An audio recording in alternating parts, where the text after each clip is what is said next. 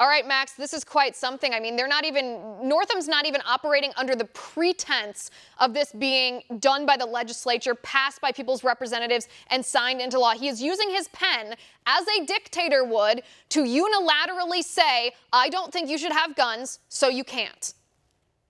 Yeah, and as you said in your intro, he's claiming that there are threats from out of state people who are going to come in and are threatening to cause trouble. If that is the case, then there is no better reason to allow the Virginia residents to carry in self-defense. Now, the First Amendment protects the right of the people to peaceably assemble.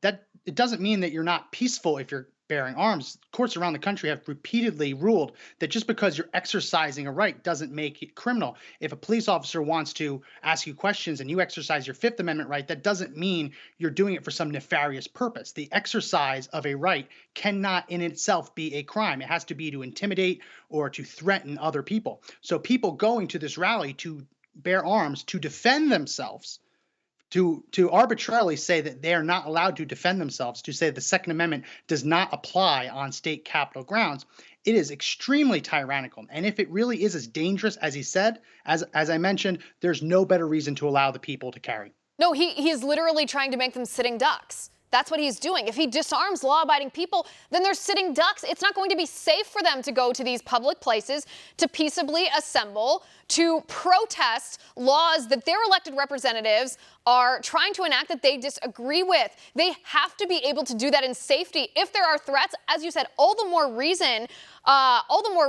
to do this. And the other part of that is, does he think that if there are credible threats, that means that those people are potential criminals who intends to violate the laws on the books because it's a violation of law to do anything wrong with a gun? Yeah. Does he think disarming the law-abiding citizens who are going to peacefully protest is going to stop criminals from potentially violating the law? I mean, that's just stupid, with all due respect.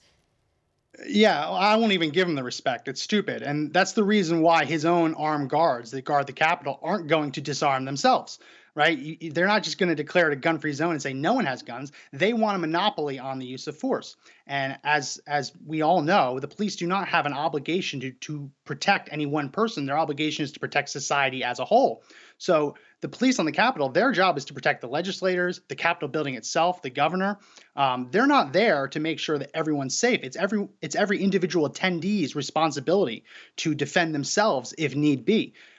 So I would love for the governor to put out the evidence that they claim they have.